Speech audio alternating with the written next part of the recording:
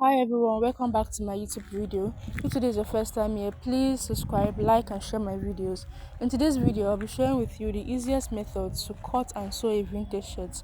If you're interested in this, please keep on watching and let's get started. This is the material I'm going to be using. It's a vintage material and I'll be using 2 yards of it.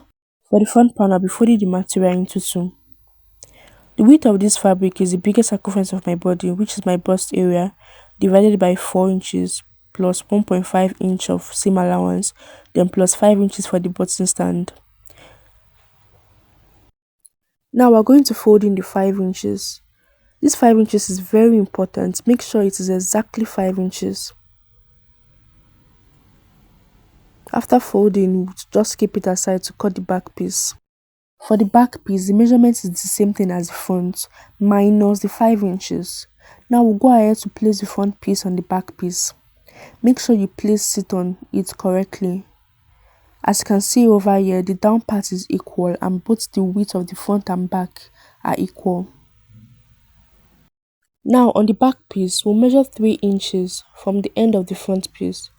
Remember we made the down part to be equal, but on this upper part, the back piece is usually higher than the front piece with 3 inches or 4 inches, but here I'm using 3 inches for mine. Now we're going to rule out the line and then cut out the excess at the top part. We don't need it anymore. Now we are going to lift the front piece to touch the back piece, making sure that the upper part they are both equal, just as you see me doing in the video. And note, the down part will no longer be equal once you raise it up. So now we'll be measuring our shoulder slope, but before that we'll divide our shoulder measurement into two and then we'll come down by 3 inches to get the shoulder slope. Afterwards, you roll out the line from the neck tip to touch that 3 inches that we marked. And then you roll it out just as you see me doing. Please follow me carefully.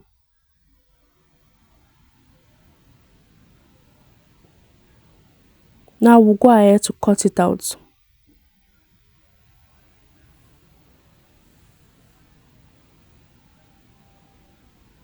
Now we'll move the front piece downwards, making sure that both the front and back piece are equal at the down part and at the upper part they're no longer equal. Next thing I will do is to measure half an inch on the front piece. If you're loving this tutorial, please click on the like button, and if you're new to my channel, please hit the subscribe button and turn on your notification bell so you'll be the first to be notified whenever I upload a new video. Now we'll fold the back piece to rest on the half inch that we just measured now. Make sure that it is folded neatly. Now to get the neck width, we'll measure from the tip of the neck 2.5 inches inward and then we'll mark. And to get the neck depth, we'll divide our neck measurement by 4. My neck measurement is 18 inches divided by 4, which gave me 4.5 inches. And then I will curve it out like this.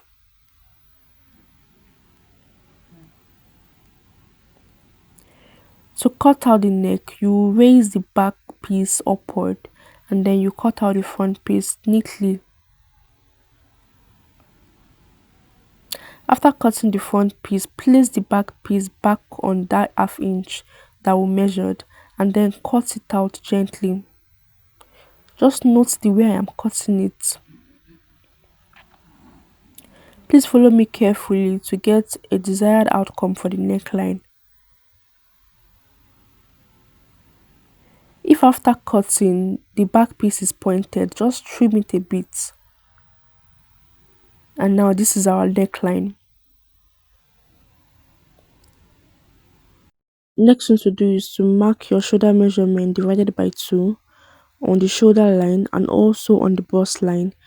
To get the bust line, you divide your bust circumference by 6 plus 2 inches. Whatever it is you get as your shoulder, you mark it also on your bust line and then you connect the lines together, just as you see me doing. And then to get the midpoint, you will measure it. Here it's giving me 9 inches, so 9 inches divided by 2 is giving me 4.5. So my midpoint here is 4.5. I'll go ahead to mark, and then I'll go in by half an inch. Just follow me closely. Go in by half an inch. I will go ahead to curve it out neatly. Just follow every step I am taking. Next thing I'll do is to measure the half length. My half length here is 17 inches. So I marked my waist measurement on that half length line, divided by 4 plus 1.5 inches. I marked my chest line also, divided by 4 plus 1.5 inches. And then what I got at my chest line, I added 1 inches at the M line because I wanted to be free at that area. And then I connected the lines together.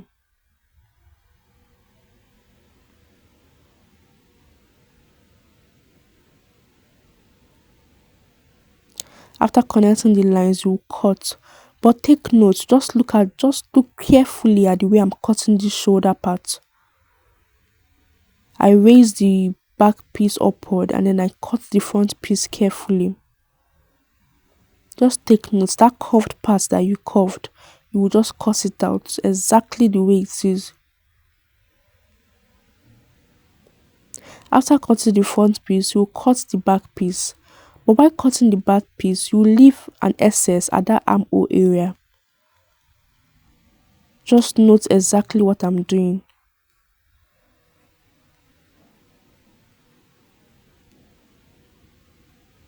The back armhole is usually bigger than the front armhole. So we'll just go ahead to cut the sides. At the end of the day, your shirt should be looking like this after cutting. The length of my shirt is 32 inches.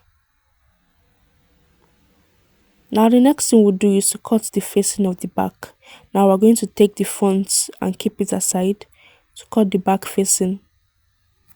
To cut the back facing, you fold the fabric into two and then you measure 8 inches from the neck area to the down part and then you cut it out.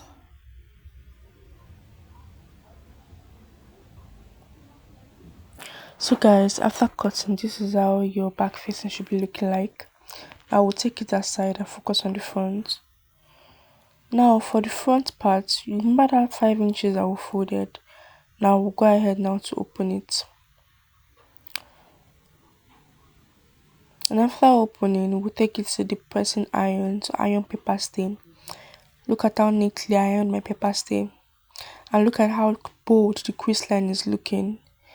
So now to get our new button stand, we'll go ahead and bring out 0.5 inch or 0.75 inch from the crease line that we ironed to get a new crease line. Notice that when you do this, you have an excess at the neck area. Just leave it. We are going to cut it out later on. You take it to the ironing board, you iron out the new crease line and then you cut out the excess at the neck area. Now you go in from this place as you see me here and you notch 1 inch.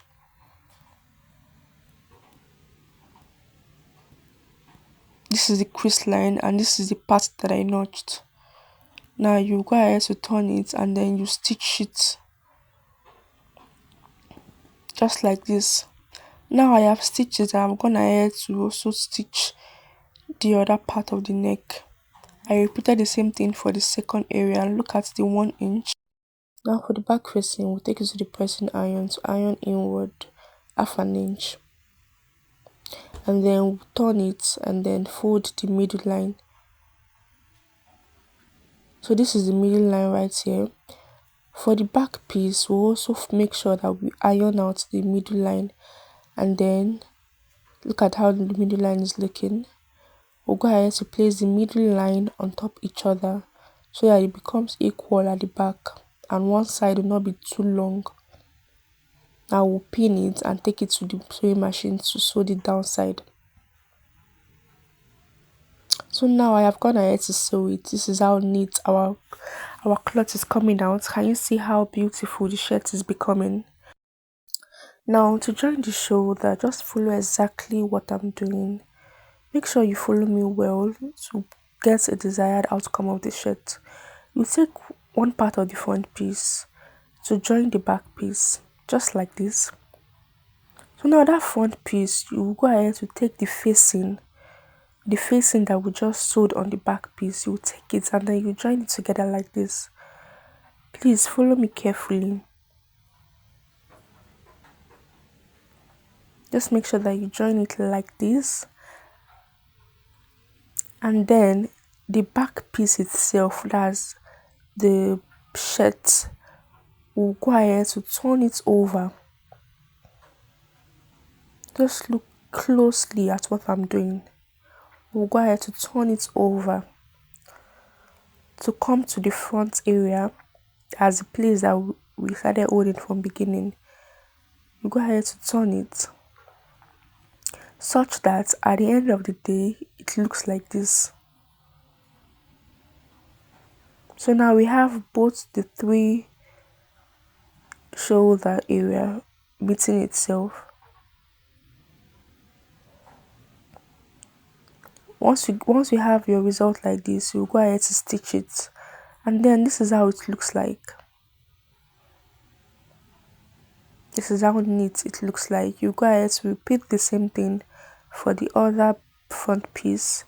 You take it with the facing and then you turn the back piece to the front and then you stitch it.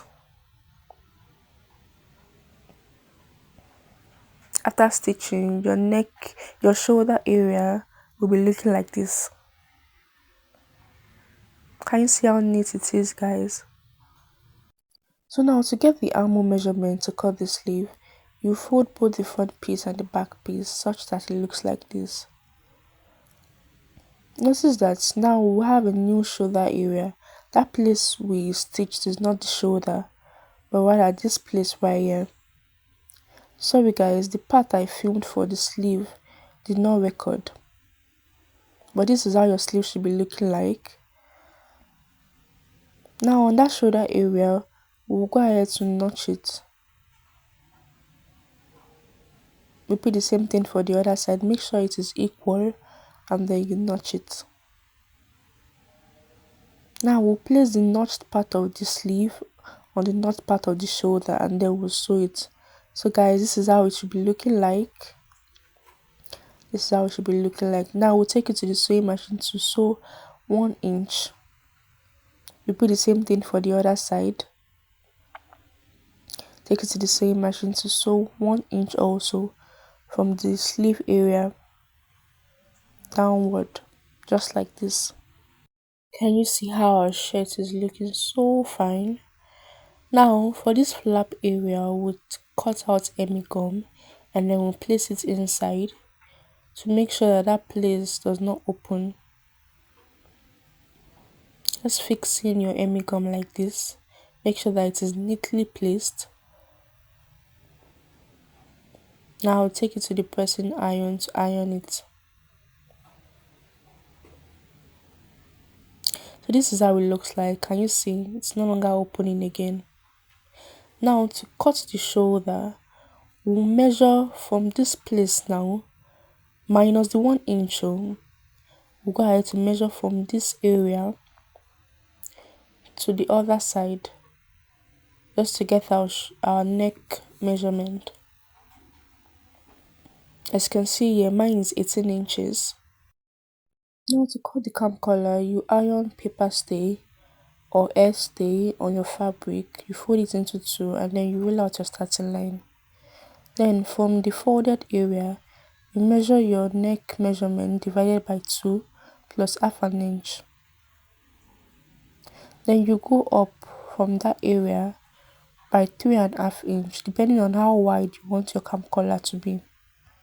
I used 3.5 inch for mine and then measure the same thing.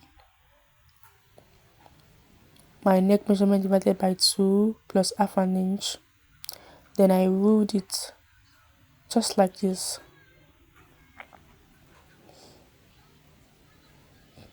Then from the folded part, we'll go up by 3 inch.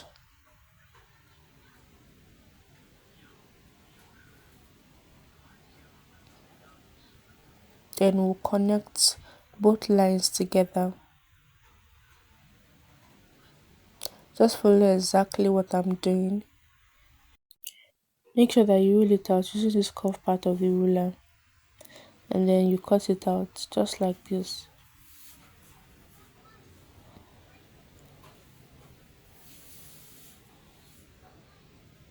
This is how it should be looking like. Now we'll place it on another fabric.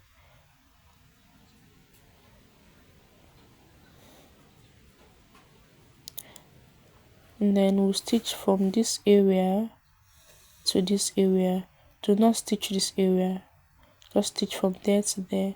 So now guys, after stitching, you iron it, then you will notch the middle area,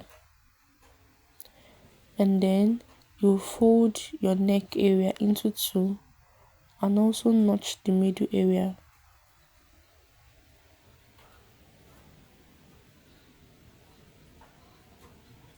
Now you place the notched parts on each other, and then you sew from this side to this side. So guys, after stitching, this is how it looks like. Note that I started stitching from this area, from the place I measured my 18 inches from. So now we'll just turn it over like this, and then we'll push inward the stitched area and then fold the part with paper stay like this.